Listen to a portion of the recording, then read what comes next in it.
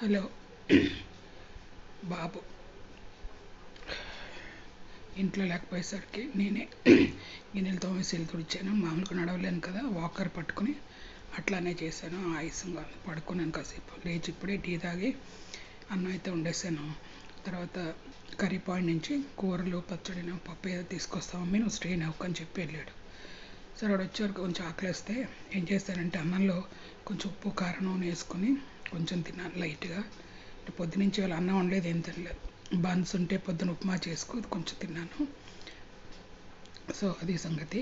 కానీ ఇంతకీ ఇప్పుడు ఎందుకు మాట్లాడుతున్నానంటే చూడండి,